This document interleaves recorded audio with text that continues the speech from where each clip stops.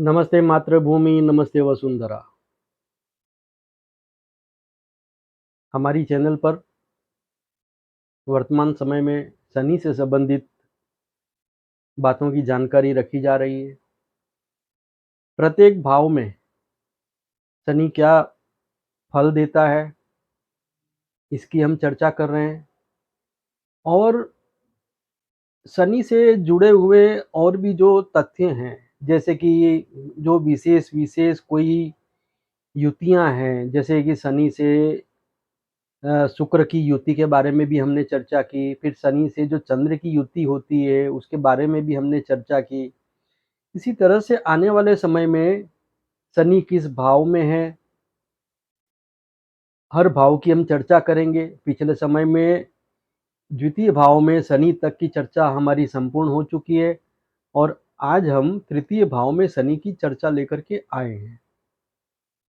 शनि की चर्चा जो तृतीय भाव में हम करने वाले हैं, ये मात्र और मात्र शनि के तृतीय भाव में उपस्थिति के जो परिणाम हैं, उसकी ही चर्चा करेंगे। इस चर्चा के बाद में फिर शनि की जो 3 दृष्टियां हैं, उन 3 दृष्टियों की चर्चा करेंगे। फिर इसी भाव में शनि अगर अस्त होता है, तो उसकी भी हम चर्चा करेंगे।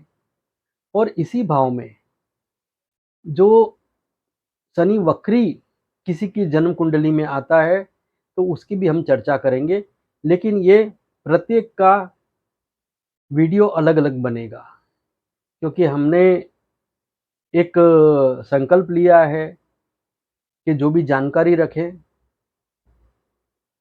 विस्तृत जानकारी रखें, ताकि हमारी चैनल से जुड़ने वाले जो भी व्यक्ति हैं, उन लोगों को एक स्पष्टता, एक पूर्णता, दोनों का आभास हो। उनको तृप्ति मिले कि हाँ, यहाँ पर हमको अधिक से अधिक जानकारियाँ प्राप्त हुई है। तो शनि तृतीय भाव में जो आज हम चर्चा कर रहे हैं, यहाँ पर हम तृतीय भाव में अगर शनि है, तो उसका क्या इम्पैक्ट होता है, और फिर शनि का शुभ फल क्या है और शनि के अशुभ फल क्या हैं, और तृतीय भाव में बैठे हुए शनि से अगर किसी तरह का कोई अशुभ फल मिल रहा है, तो उसे किस तरह से कंट्रोल किया जाए, और अगर शुभ फल मिल रहा है लेकिन कम मिल रहा है, तो उसे कैसे इंक्रीज किया जाए, उसे कैसे वहाँ बढ़ाया जाए। तो इसके बारे में हम चर्चा आरंभ करते हैं। तृतीय भाव में शनि, अब तृतीय भाव में शनि काल पुरुष कुंडली के अनुसार अगर हम देखें, तो तृतीय भाव में शनि कर्मेश होकर के यहाँ पर विराजमान है, लाभेश होकर के विराजमान है। क्योंकि काल पुरुष कुंडली में कर्म और लाभ, इन दो भावों का स्वामित्व शनि देवता को मिला हुआ है। शनि देव अपने आप में बड़े ही शक्तिशाली ग्रह हैं, क्योंकि ये एकमात्र ग्रह हैं कि जिनको एक साथ दो भावों का आधिपत्य मिला है, और वो भी महत्वपूर्ण कर्म और लाभ। जब कर्म और लाभ भाव का स्वामी तृतीय भाव में आता है, तो यहाँ पर अवश्य ही इस ग्रह का बल बढ़ा हुआ होता है। बल बढ़ा हुआ होने का अर्थ होता है कि यहाँ पर शनि देव मैक्सिमम एनर्जी लेकर के बैठे हुए हैं, बहुत ही इफेक्टिव मैक्सिमम एनर्जी। एनर्जी अपने आप में एनर्जी होती है। हम सभी जानते हैं कि एनर्जी का सदुपयोग होता है या तो दुरुपयोग होता है, लेकिन एनर्जी तो है, वो अपने आप में एक मात्र एनर्जी है। अब मान लीजिए कि शनि किसी के भी जब जन्म कुंडली में तृतीय भाव में है, तो यहाँ पर कर्मेश और लाभेश होकर के बैठेगा, तो वो फुल ऑफ एनर्जी होगा, क्योंकि कर्मेश और लाभेश की ताकत आप सभी को पता है। तो यहाँ पर एक शक्तिशाली ग्रह जब तृतीय भाव में आकर के बैठता है, तो वो किस डायरेक्शन में जाता है। ऐसे जातक का जो जन्म होता है, तो सबसे पहले उसको दो बातें इफेक्ट करती है। शनि थर्ड हाउस में इस जातक को कैसा एनवायरनमेंट मिला है, अर्थात कि जातक की परवरिश किस प्रकार के विस्तार में हुई है, किस प्रकार के परिवार में हुई है, उसकी अपनी एक महत्वपूर्ण भूमिका अवश्य रहती है। जैसा विस्तार है और जैसा परिवार है, तो यहाँ पर शनि को उस तरह का एनवायरनमेंट मिलता है। अच्छा एनवायरनमेंट मिला तो उसकी एनर्जी जो है वो सही डायरेक्शन में और सही तरीके से यूटिलाइज होगी, बढ़ेगी। अगर एनवायरनमेंट सही नहीं मिला, डायरेक्शन सही नहीं मिला, तो वो एनर्जी वेस्ट हो सकती है, गलत दिशा में, गलत कार्यों में वो एनर्जी जा सकती है। तो यहाँ पर जो एनर्जी लेवल है, यहाँ पर शनि बहुत ही उत्तम एक एनर्जी लेवल देता है। शनि थर्ड हाउस में अगर है किसी के भी, तो वो इतना तो मान करके चल सकता है कि वो व्यक्ति किसी भी परिस्थिति में जूझने के लिए, टिकने के लिए इनबिल्ट क्वालिटी लेकर के पैदा हुआ है। ऐसा इंसान किसी भी परिस्थिति में डगमगा नहीं सकता। ऐसा इंसान चाहे सही राह पे चल दे, चाहे गलत राह पे चल दे, लेकिन एनर्जी लेवल तो उसका बरकरार रहेगा। शुभ और अशुभ जो भी परिणाम होंगे, उनका आधार एनवायरनमेंट एंड डायरेक्शन, ये दो चीजें महत्वपूर्ण भूमिकाएं निभाएंगी। हम सभी जानते हैं कि थर्ड हाउस जो है उससे कान को देखा जाता है। आप सभी को पता ही होगा कि ये जो कान है, ये इस विश्व का सबसे पावरफुल एक रडार है। हम कितनी भी दूर से होने वाली आवाज़ों को सुन लेते हैं, हमारे पास में जो कोई आवाज़ है हम सुन लेते हैं। तो हमारी जो सुनने की शक्ति है, ये हमारे कान है। और जब यहाँ पर शनि देव आकर के बैठते हैं, तो ऐसे में व्यक्ति की श्रवण शक्ति में काफ़ी अच्छी एनर्जी प्रदान करते हैं। ऐसे जातक अगर नाद योग का अभ्यास करें, प्राचीन काल में ऋषि मुनियों ने नाद योग का अभ्यास करके ब्रह्मांड का जो आवाज है उसको पहचाना, ग्रहों और नक्षत्रों की जो लय है उसको समझा। नाद योग का अभ्यास करने से ही संगीत का आविष्कार हुआ है। जब ऋषि मुनियों ने नाद योग का एक अभ्यास किया, तो संगीत उनके सामने प्रत्यक्ष हुआ। आप कभी भी देखिए, नाद योग कई प्रकार से किया जाता है। जो सिंपल है, कोई ऋषि मुनि जो करते थे, हम भी कर सकते हैं। अपने दोनों कानों में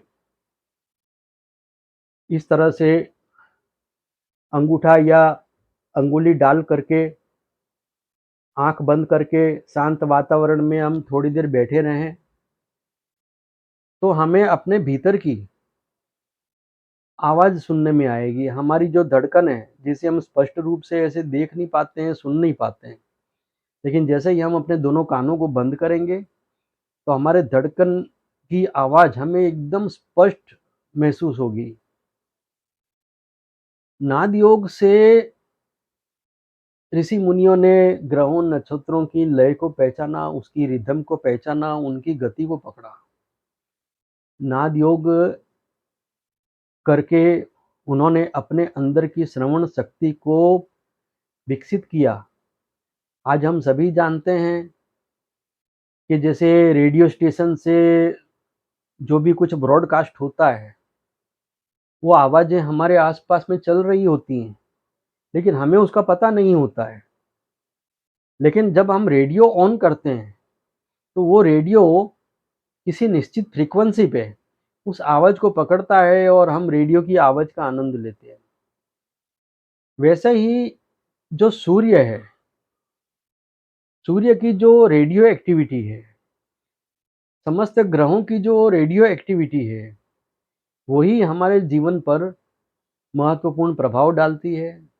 उनके प्रभावों के कारण ही हमारे जीवन में परिवर्तन, हमारे जीवन का उत्थान, हमारे जीवन का पतन इत्यादि वगैरह चलता रहता है। भगवान शिव और शनि, इनका एक गहरा प्रभाव है समग्र ब्रह्मांड की जीव सृष्टि पे।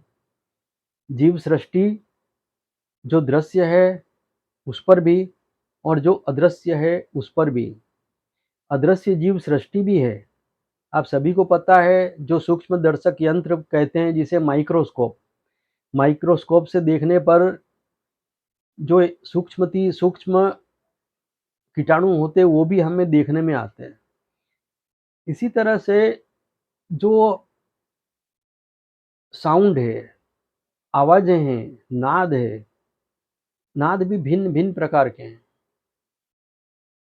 जो नाज जो नाद प्रत्यक्ष है, जो हम सुनते हैं, हमारे आसपास की जो आवाज़ें होती है वो सुनते हैं। हमसे थोड़ा-सा दूर पे कहीं पे जो आवाज़ हमको सुनाई देती है, सब हमें पता चलता है।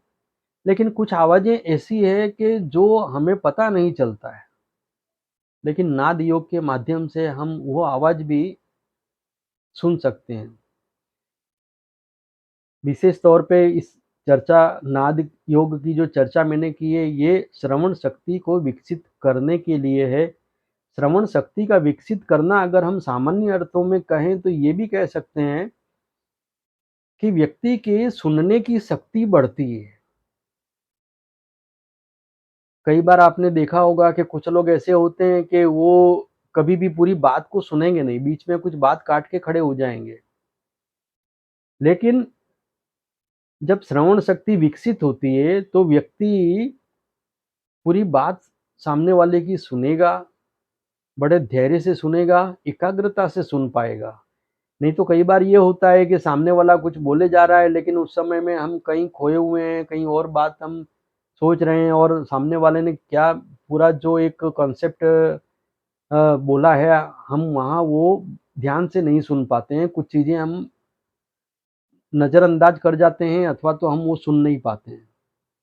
जैसे कि स्कूल लाइफ़ में या एजुकेशन फ़ील्ड से जुड़े हुए जो बच्चे हैं, उन लोगों ने भी बात महसूस की होगी कि कोई अगर लेक्चर चल रहा है, तो हम पूरे लेक्चर में वहीं बैठे हैं, लेकिन कभी हमारा मन कहीं और चला गया, कहीं कुछ और बात सोचने लग गए, तो प्रोफ़ेसर ने, टीचर ने क्या कुछ बोला है, वो आधा सुना, आधा नहीं सुना, ऐसा हो जाता है, जबकि हम क्लास में मौजूद हैं। तो यहाँ पर श्रवण शक्ति की जो एकाग्रता है, वो हमें प्राप्त होती है नाद योग के माध्यम से अथवा तो थर्ड हाउस की अच्छी स्थिति में होने के कारण। यहाँ शनि थर्ड हाउस में क्या संकेत देता है? हमारे तृतीय भाव में शनि क्यों है?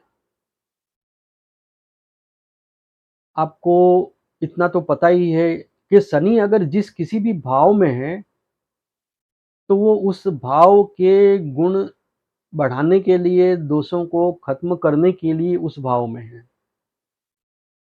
और हम जो ऋणानुबंध लेके आए हैं, जिस भाव से संबंधित हम ऋणानुबंध लेकर के आए हैं, उन भावों में ही शनि आता है। और शनि की जहाँ दृष्टियाँ होती है, वो भी कहीं न कहीं हमारे ऋणानुबंध के कारण ही होती है। तो शनि तृतीय भाव में क्या ऋणानुबंध लेकर के आया है? तो ऋणानुबंध यहाँ पर ये लेकर के आया है, एक तो है वो कि हमको सुनने का धैर्य विकसित करना है। दूसरा ये है कि पराक्रम, थर्ड हाउस पराक्रम का भी है। तो थर्ड हाउस में पराक्रम का आकार प्रकार किस तरह से निश्चित किया जाए, पराक्रम की विविधता को समझना, ये थर्ड हाउस के शनि का एक महत्वपूर्ण कार्य है। मैं आपको एक पौराणिक कथा छोटी सी सुनाता हूँ। पुराणों में एक कथा है कि रावण ने एक बार सूर्यलोक पर आक्रमण कर दिया। और आप सभी को पता है कि ब्रह्मांड में ये जो हमारा सौर मंडल है, इसमें सबसे अंतिम में शनिदेव हैं। अर्थात कि सूर्य तक पहुंचने के लिए सबसे पहले जिस बाउंड्री लाइन को व्यक्ति को पार करना पड़ेगा, वो शनि की बाउंड्री लाइन है। तो शनि जो है, वो इस ब्रह्मांड का एक तरह से पहरेदार कहो। तो शनि सबसे पहले सामने आएगा। जब रावण और शनि आमने सामने हुए, तो शनि ने युद्ध आरंभ किया, पर रावण को वो हरा नहीं पा रहा था। ना तो रावण शनिदेव को हरा पा रहा था, ना ही शनिदेव रावण को हरा पा रहे थे। काफी समय तक युद्ध चलता रहा, लेकिन फिर शनि देवता को लगा कि कुछ तो मिसिंग है, कुछ ऐसा है कि जो मैं नहीं जान पा रहा हूं।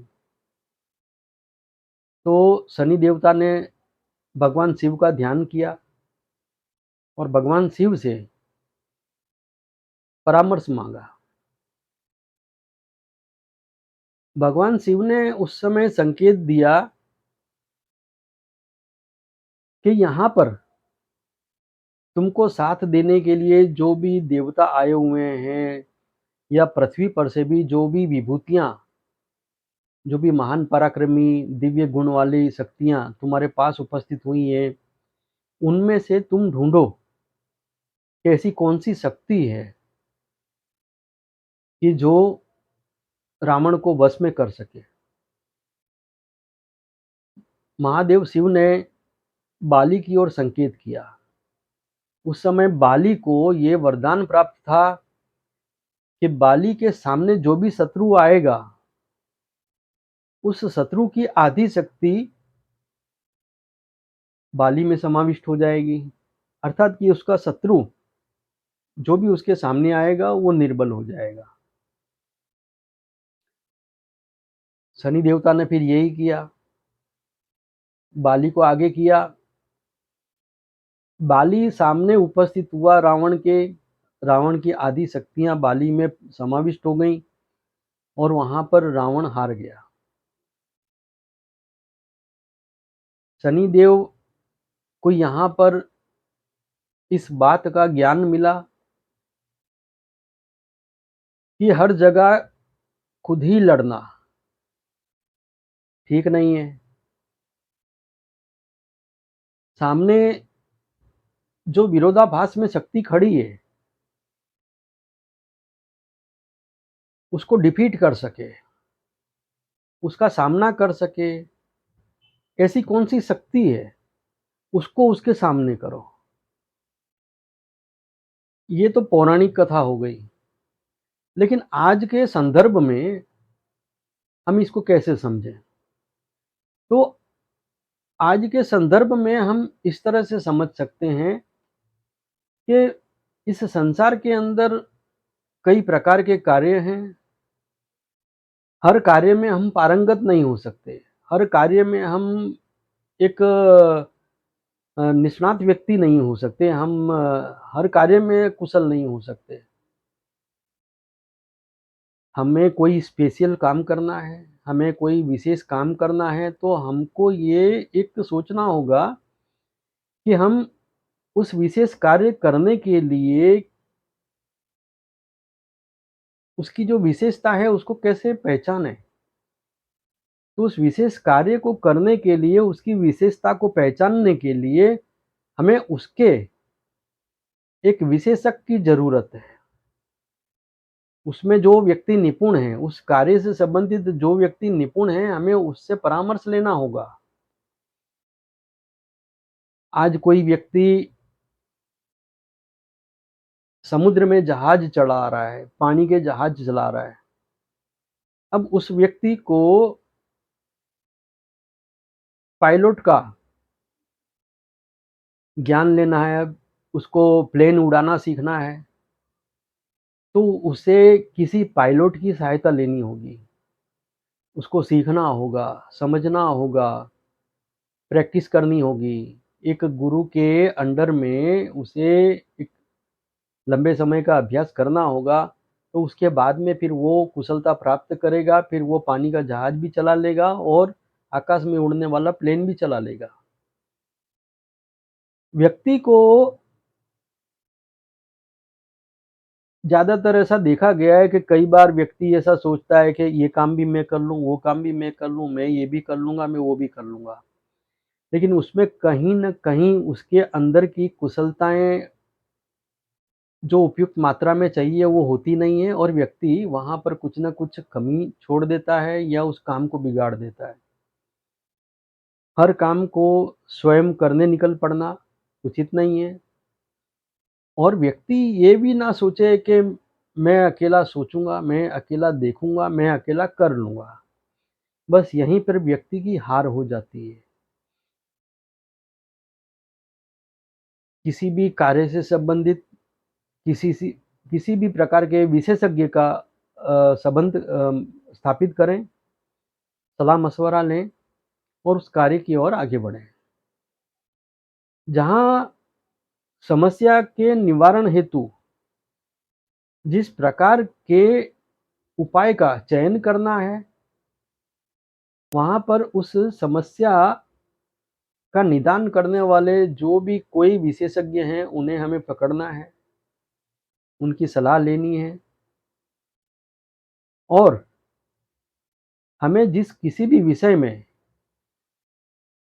विशेषता हासिल करनी है, कुशलता हासिल करनी है, तो हमें उससे संबंधित अपनी बुद्धिमत्ता को विकसित करना होगा।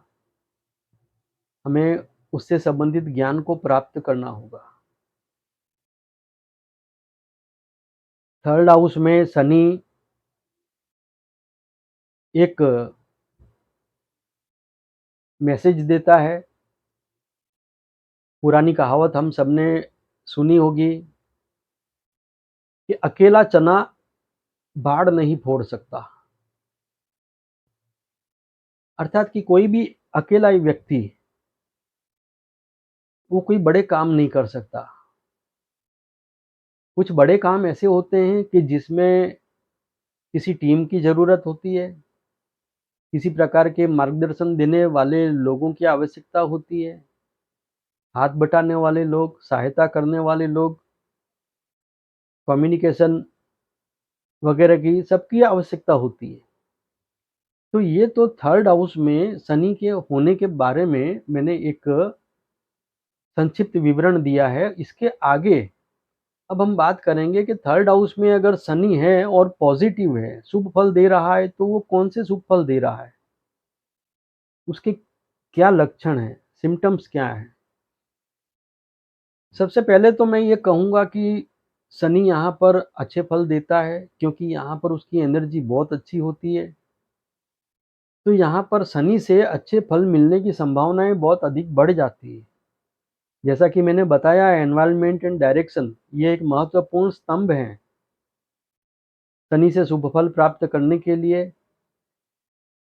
शनि यहाँ पर 3 चीज़ें अच्छी देता है। व्यक्ति के अंदर कठिन परिश्रम करने की धगस होती है। व्यक्ति के अंदर साहस की प्रचुरता होती है। व्यक्ति के अंदर धैर्य भी अच्छा होता है। ये शनि के शुभ फल का परिणाम है। शनि अगर अच्छा फल दे रहा है तो ऐसा व्यक्ति बहुत अच्छा एक स्ट्रैटेजी क्रिएटर होगा। स्ट्रैटेजी क्रिएटर का अर्थ की पॉलिसी मेकर हम कह सकते हैं। एक बृहत आयोजन हम कह सकते हैं, बृहत आयोजन करने वाला। ऐसा व्यक्ति रिजल्ट ओरिएंटेड होता है। शनि अगर थर्ड हाउस में शुभ फल देता है तो ऐसा जातक उससे जो उम्मीद की हो वो रिजल्ट वो सामने ला करके रख देता है। वो काम इस तरह से करेगा कि उसने जो जजमेंट लगाया है उसके लिए जो कुछ भी उसे क्षमता चाहिए, जो डायरेक्शन चाहिए, जो एनवायरनमेंट चाहिए, उसका एक पूरा अच्छा अध्ययन करके वो सब साधन सुविधाएं जुटा करके वो व्यक्ति कठिन परिश्रम से, साहस से और धैर्य से अंत तक वो एकाग्रता से काम करेगा और इच्छित परिणाम को वो ला करके खड़ा कर देगा। ऐसे जातक अच्छे पुलिस ऑफिसर बन सकते हैं। डिफेंस डिपार्टमेंट में अच्छे ऑफिसर बन सकते हैं। ऐसे जो जातक हैं वो अच्छे साइंटिस्ट बन सकते हैं, डिटेक्टिव बन सकते हैं। बड़े जन समुदाय से उनका जुड़ाव होता ही होता है। अगर शनि यहाँ पर अच्छा फल दे रहा है, शुभ फल दे रहा है तो ऐसा व्यक्ति कभी भी अननोन पर्सन नहीं होता। वो एक मशहूर व्यक्ति होता है, चाहे छोटे स्तर पर लेकिन मशहूर होगा। अर्थात कि जैसे अगर कोई गाँव में पैदा हुआ है तो पूरे गाँव में फेमस होगा, अपने ज़िले में फेमस होगा, अपने पूरे राज्य में फेमस होगा। वो शनि की शुभता पर आधार रखता है। शनि अगर किसी का शुभ है थर्ड हाउस में तो उसकी आवाज़ थोड़ी भारी भरकम आवाज़ होगी।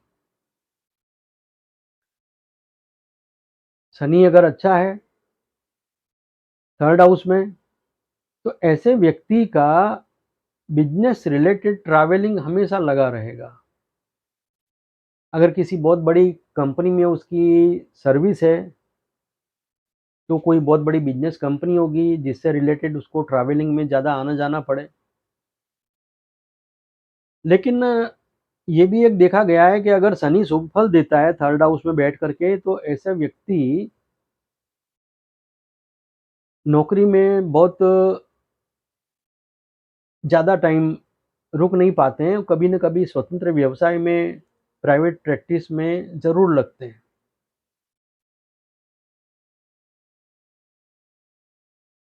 थर्ड हाउस में शनि शुभ फल देता है तो ऐसे जातक त्वरित निर्णय नहीं लेते। अर्थात कि वो जल्दबाजी में कोई निर्णय नहीं करते, वो थोड़ा टाइम लेते हैं निर्णय लेने में। लेकिन जब निर्णय लेंगे तो सोच समझ करके बहुत ही सुलझा हुआ निर्णय लेंगे और वो परिणामदायक निर्णय होगा। जिस जातक के थर्ड हाउस में शनि है वो रिसर्च एंड डेवलपमेंट से अवश्य जुड़ा हुआ होगा। कालपुरुष कुंडली में काम त्रिकोण कहा गया है मिथुन राशि, तुला राशि और कुंभ राशि को, जिसमें से मिथुन राशि में मित्र की राशि बन जाती है। इसमें शनि फल देते हैं। इससे ज़्यादा शनि शुभ फल कुंभ राशि में देते हैं और कुंभ राशि से भी ज़्यादा शुभ फल शनि के तुला राशि में आते हैं। शनि इन तीनों भावों में भी शुभ फल देते हैं और इन 3 राशियों में भी शुभ फल देते हैं। 3, 7, 11वें भाव में शनि के शुभ फल प्राप्त होते हैं। मिथुन राशि, तुला राशि और कुंभ राशि, इन तीनों राशियों में भी शनि के शुभ फल प्राप्त होते हैं। रिसर्च एंड डेवलपमेंट यहाँ पर इसलिए जुड़ जाता है क्योंकि ये अष्टम भाव से अष्टम भाव है। अष्टम भाव का कारकत्व शनि देवता को मिला हुआ है और अष्टम भाव से जब भी हम गिनना शुरू करेंगे तो अष्टम बनता है तृतीय भाव। अष्टम का अष्टम तृतीय भाव होता है। तो यहाँ तृतीय भाव में शनि जब आता है तो व्यक्ति किसी न किसी तरह की विशेषता प्राप्त करने के लिए, योग्यता प्राप्त करने के लिए अगर शुभ फल दे रहा है तो ऐसा व्यक्ति किसी न किसी तरह का रिसर्च, किसी न किसी तरह का डेवलपमेंट वो ज़रूर करता है। थर्ड हाउस में शनि जब आता है तो ऐसे जातक जिसको भी शुभ फल प्राप्त हो रहा हो शनि का, तो ऐसे जातक जो हैं वो अंधेरे में उजाला करते हैं। अंधेरे में उजाला करने का अर्थ यहाँ पर इस तरह से है कि ऐसे व्यक्ति जो बातें छुपी हुई है, जो हिडन ट्रूथ है, उस पर प्रकाश डालते हैं, उसको लाइट में लाते हैं। किसी तरह के कोई ऐसी जो खोज करते हैं कि जो पहले कभी ना हुई हो, तो शनि का काम है। शनि अष्टम भाव का कारक ग्रह है। जहाँ पर बैठता है वहाँ से संबंधित किसी न किसी तरह का कोई न कोई रिसर्च एंड डेवलपमेंट अवश्य करवाता है। जैसे कि मैंने बताया रावण और शनिदेव की कथा के बारे में, मैंने आपको बताया कि यहाँ पर शनिदेव जो है, यहाँ पर इस तरह का एक रिसर्च एंड डेवलपमेंट करने के लिए आए हैं कि व्यक्ति को पराक्रम किस प्रकार का करना होगा, किस तरीके से करना होगा, किस सलीके से करना होगा। पराक्रम करने के लिए उसको किन आधारों का चयन करना होगा, किन विशेषताओं का ध्यान करना होगा। शनि यहाँ पर शुभ परिणाम देता है, लेकिन कुछ अपवाद रूप बातें भी हैं। थर्ड हाउस में अगर शनि शुभ परिणाम दे भी रहा है, तब भी ये देखा गया है कि ऐसे जो भी जातक होंगे 40 साल तक वो कभी ज़्यादा बीमार नहीं पड़ेंगे, कभी ज़्यादा किसी तरह का कोई उनको हेल्थ इश्यू नहीं होगा, डॉक्टर के पास भी शायद ही कभी जाएंगे। लेकिन 40 साल के बाद ऐसे व्यक्तियों को हेल्थ इश्यूज बने रहेंगे।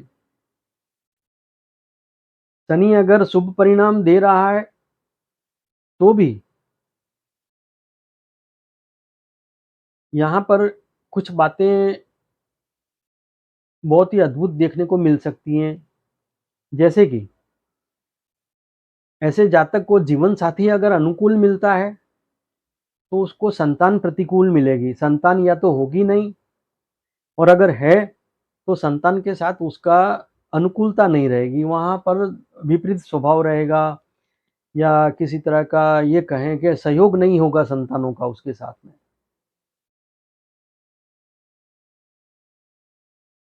शनि अगर शुभ परिणाम दे रहा है तो नौकरी थोड़े समय के लिए करेगा, उसके बाद में स्वतंत्र व्यवसाय में अवश्य जाएगा। शनि जब थर्ड हाउस में होता है और अगर शुभता दे रहा है, शुभ है, तो ऐसे जातक नियमबद्ध और एकदम मैं कहूँगा जिसे कि बिल्कुल चुस्त होंगे, फुर्तीले होंगे। ऐसे जो जातक हैं उनको शनि की जो शुभता मिल रही है उसको बढ़ाने के लिए भी एक उपाय करना चाहिए, और वो उपाय मैं ये बता रहा हूँ कि ऐसे व्यक्ति को अपने सेल्फ डिसिप्लिन पर, एक सेल्फ मैनेजमेंट पर उसको थोड़ा वर्क करना चाहिए, उसको थोड़ा-सा एक ध्यान देना चाहिए। ऐसे जातक को 2 बातों पे तो विशेष ध्यान देना चाहिए, हियरिंग एंड थिंकिंग।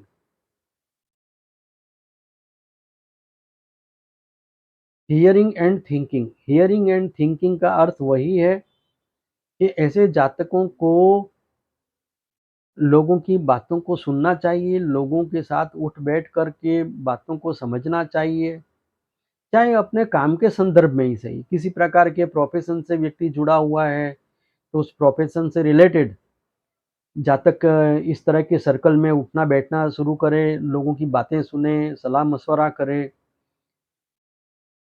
और लोगों के बारे में भी सोचे। सिर्फ़ अपने बारे में सोचना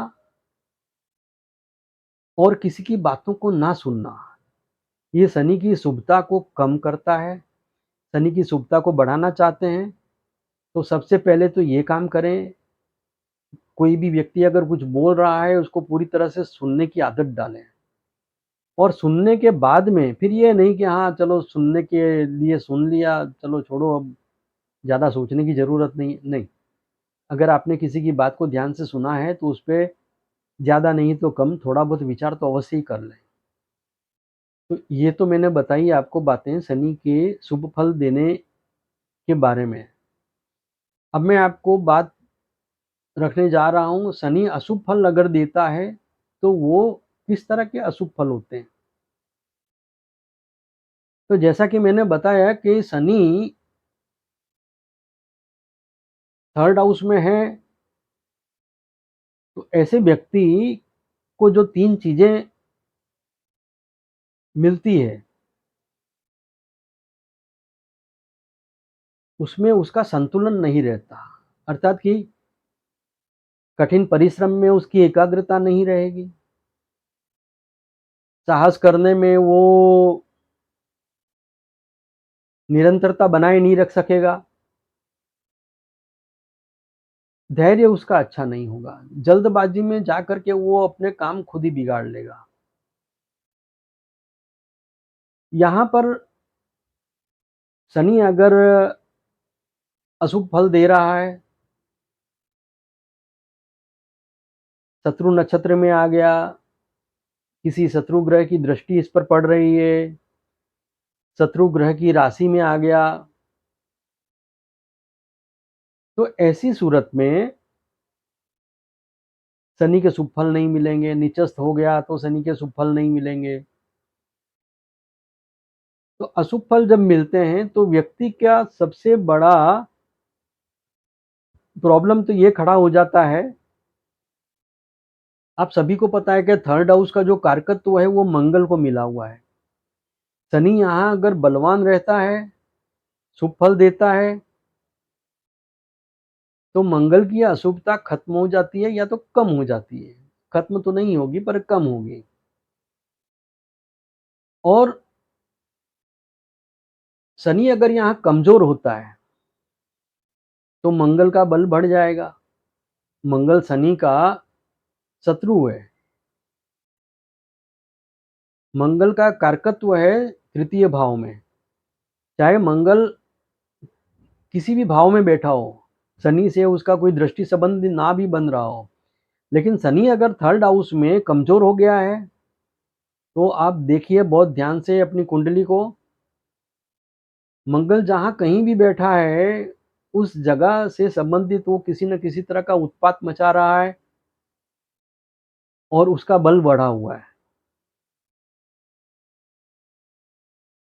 शनि 3rd हाउस में है, ऐसे जातक जिसका शनि अशुभ फल दे रहा है 3rd हाउस में, तो ऐसे जातक का जो लाइफ पार्टनर है, बिज़नेस पार्टनर है, वो स्वार्थी प्रकृति का होगा, उसको भ्रमित करेगा, उसको धोखा देगा। कठिनाइयाँ और हानियाँ अर्थात कि प्रॉब्लम और लॉस, ये दोनों की निरंतरता उसकी बनी रहेगी, निरंतरता बनी रहेगी, कंटिन्यूटी बनी रहेगी लॉस एंड प्रॉफिट की, सॉरी प्रॉब्लम और लॉस की। तो यहाँ अशुभ शनि थर्ड हाउस में जातक फुल्ली मिसमैनेजमेंट वाला होगा। ऐसा जो जातक है अनऑर्गेनाइज्ड वर्किंग पैटर्न वाला होगा, किसी भी तरह का कोई आयोजन किए बिना किसी प्रकार के कार्य को वो ऐसे जैसे कि मजाक मस्ती करने निकला है, इस तरह से वो कार्य में अपना परफॉर्मेंस देता है। थर्ड हाउस में अगर शनि अशुभ फल देता है तो उसका सबसे पहला उदाहरण मैं आपको एक सबूत में कहूँगा कि मैं आपको देता हूँ कि वो सबसे पहला जो बड़ा सिम्टम्स है, जो लक्षण है, वो ये है कि ऐसा व्यक्ति जिसका शनि थर्ड हाउस में अशुभ फल दे रहा है, ऐसा व्यक्ति किसी के साथ मिक्सअप नहीं हो पाता है और इसके चलते वो एकाकी जीवन जीता है और इस एकाकी जीवन के चक्कर में ही व्यक्ति गलतियां ज्यादा करता है। अच्छी एनर्जी होते हुए भी वो अच्छे काम नहीं कर पाता है। थर्ड हाउस में शनि का अशुभ होना मंगल के बल को बढ़ाना, चाहे मंगल कुंडली में कहीं भी बैठा हो। अब ऐसी सूरत में ये होगा कि शनि थर्ड हाउस में है, अशुभ फल दे रहा है, तो ऐसे व्यक्ति के जो भाई बहन होंगे उसके साथ में मतभेद अवश्य पैदा होंगे और जातक अपने भाई बहनों के लिए कहीं न कहीं पर हानिकर्ता साबित होगा। शनि अगर अशुभ फल दे रहा है तो जातक बड़ी-बड़ी गलतियां करेगा और बड़ी-बड़ी गलतियां करने के बाद भी वो अपने आप को मासूम ही समझेगा, निर्दोष मानेगा अपने आप को कि नहीं मेरी कोई गलती नहीं है। उसके कारण दूसरों को क्या समस्या हो गई, क्या तकलीफें हो गई, इस बारे में उसको जरा भी एहसास नहीं होगा। वो इन बातों को मानने को तैयार नहीं होगा कि हाँ मेरे से ये गलती हुई है, इसके कारण किसी व्यक्ति को बहुत सारी परेशानियों का सामना करना पड़ गया, किसी का कोई आयोजन असफल हो गया, किसी का कोई काम बिगड़ गया। ये सब बातें जो हैं ये अशुभ शनि अर्थात कि शनि का जो अशुभ फल मिलता है थर्ड हाउस में, ये उसके कारण होती है। ऐसे व्यक्ति को अपने आप पर काफ़ी काम करना चाहिए। शनि अगर अशुभ फल देता है तो ऐसे व्यक्ति रिश्तों में संतुलन नहीं बना पाते हैं। वो कहीं न कहीं एक तरफ़ा हो जाते हैं। जो बैलेंस बना पाना चाहिए वो बना नहीं पाते। वो समझ भी नहीं पाते कि मैं कहाँ पे क्या सही कर रहा हूँ, मैं कहाँ पे क्या गलत कर रहा हूँ। बस वो जो भी निर्णय लेते हैं उनको हमेशा ये लगता है कि शायद मैंने सही निर्णय लिया है। शायद तो बाद में आता है लेकिन ज़्यादातर वो यही मानते हैं कि नहीं बिल्कुल मैंने सही निर्णय लिया है।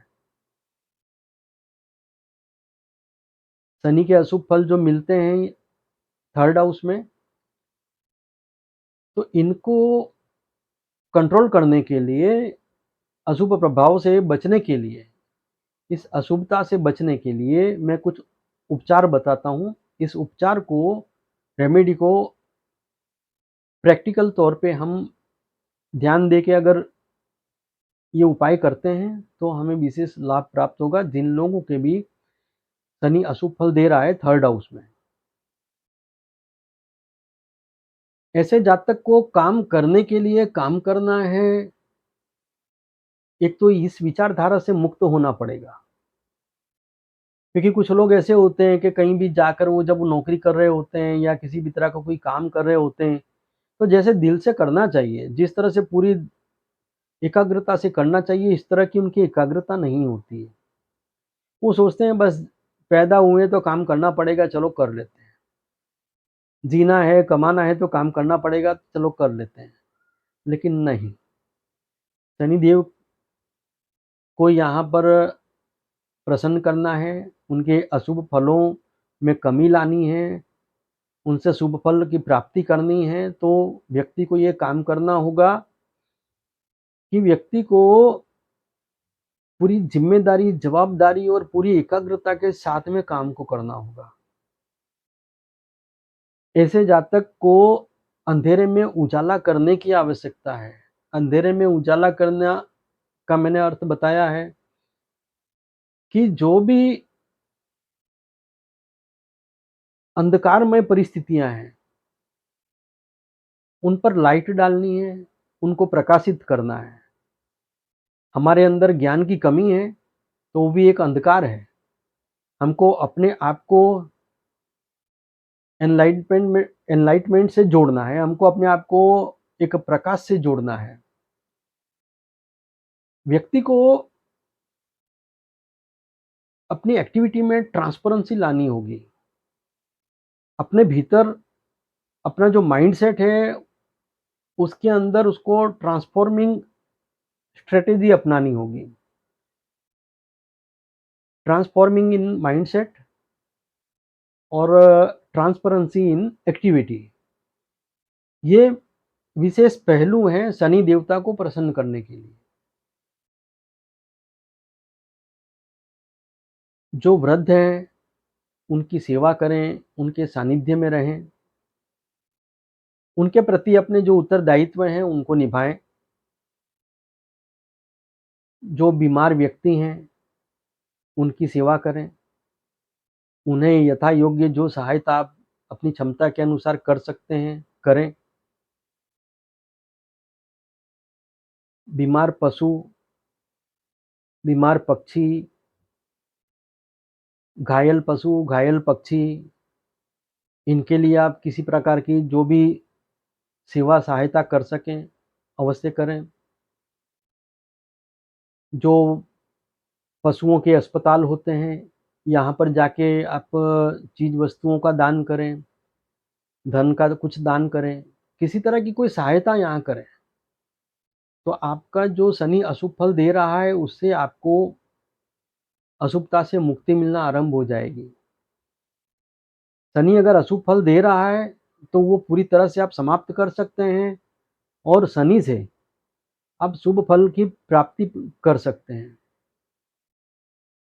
झूठ नहीं बोलना है, किसी से कुछ छिपाने की कोशिश करनी नहीं है।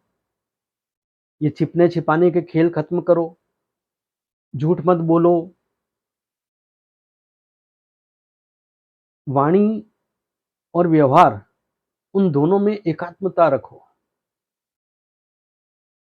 जो नहीं करना है, वो नहीं बोलना है और अगर जो बोला है, तो फिर वो करना है। ये ना हो कि बोलने के लिए तो बोल दिया, फिर करना है नहीं। और कई बार ऐसा व्यक्ति करता है कि बोला नहीं है और वो कुछ ना कुछ उटपटांग हरकतें करने लग जाता है। नहीं, बात करो, स्पष्टता करो, मतभेदों को दूर करो और किसी तरह का भी कोई दंड, छंद, चालाकियाँ, इन सब का इस्तेमाल करने की कोशिश मत करो, ना तो इन सब को कभी अपनी ढाल बनाओ। कभी कोई बुरा समय अगर हमारे पे आया है, तो हम ये ना करें कि भई किसी शातिर या शैतान इंसान की आड़ में जाके खड़े हो जाएँ और अपनी जवाबदारियों से पीछा छुड़ाने की कोशिश करें। नहीं, शनिदेव का जो अशुभ फल है, उसे दूर करने के लिए नैतिकता आवश्यक है। उसको विशेष रूप से आप अपनाएँ, क्योंकि थर्ड हाउस पराक्रम भाव से जुड़ा हुआ है। थर्ड हाउस भाई-बहनों के भाव से जुड़ा हुआ है। थर्ड हाउस कम्युनिकेशन से जुड़ा हुआ है। कम्युनिकेशन में भी बहुत सारी बातें आती है। जैसे कि मैं आपको बताऊँ कि इन्फॉर्मेशन जो है वो इन्फॉर्मेशन अपने आप में पूर्ण नहीं है। आपके पास में जो भी कुछ इन्फॉर्मेशन है उस इन्फॉर्मेशन को आपको एक लॉजिकल एंगल से आपको उसको क्रॉस चेक करना होगा। आपको एनालिसिस करना होगा कि आपके पास में जो कुछ भी इन्फॉर्मेशन है, जो कुछ भी आपने जानकारियाँ इकट्ठी की है किसी भी काम को करने के लिए या किसी भी तरह के निर्णय को लेने के लिए, कहीं ऐसा ना हो कि आपके पास में कोई गलत इन्फॉर्मेशन आई है और आप उसके बेस पे किसी तरह का कोई निर्णय ले लें और बाद में फिर आपको पछताना पड़े। तो यहाँ पर एक एनालिटिकल व्यू ज़रूरी है। सोच समझ के काम करें, सोच समझ करके सुनें और सोच समझ करके आगे निर्णय लें। जितना आवश्यक है इतना सुनना भी ज़रूरी है, जितना आवश्यक है इतना सोचना भी ज़रूरी है। पराक्रम में सिर्फ शरीर का कार्य करना ही नहीं आता है, हमारे आयोजन हमारे पराक्रम का हिस्सा है। हमारे भविष्य के बारे में जो कुछ भी हम सोच रहे हैं वो भी हमारे पराक्रम का ही हिस्सा है। वर्तमान समय में हम जो सही गलत कर रहे हैं वो सब कुछ हमारे पराक्रम का ही हिस्सा है। तो ये भाव बहुत महत्वपूर्ण है। यहाँ पर शनिदेव जो पाठ पढ़ाना चाहते हैं बड़े प्रेम से उसको पढ़ लें। शनिदेव यहाँ पर पंचम भाव से अगर हम गिनते हैं तो थर्ड हाउस एकादश भाव बनता है।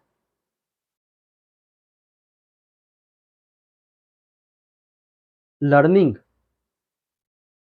लर्निंग के लिए जो एडवेंचर जो पराक्रम करना है, सीखने के लिए जो कुछ भी हमें कर्म करना है ये उसका भाव है। तो विशेष तौर पे ध्यान रखें शनिदेव के थर्ड हाउस में होने का, शुभ अशुभ फल देने का जो हमने विवरण आपके सामने रखा है ये आपके सामने है। इसके बाद में क्रमशः हमारे थर्ड हाउस से रिलेटेड शनि के वीडियो और आएंगे। शनि की 3 दृष्टियाँ, थर्ड हाउस में बैठे हुए शनि की 3 दृष्टियाँ क्या फल देती हैं उसके बारे में हम बताएंगे। फिर थर्ड हाउस में शनि जब अस्त होता है उसके बारे में हमारा वीडियो आएगा। और उसके बाद में थर्ड हाउस में बैठा हुआ शनि अगर किसी का जन्म का वक्री शनि है तो उसके क्या परिणाम होंगे उसके बारे में भी हम चर्चा करेंगे, जिसके लिए हम अलग अलग सब वीडियो बनाने वाले हैं। मैं आशा करता हूँ आपको हमारी जानकारियाँ पसंद आएंगी, आपको विशेष ज्ञान की उपलब्धि होगी। कई तरह के नए विचार आपके सामने मैंने रखे हैं, आप ध्यान से सुने।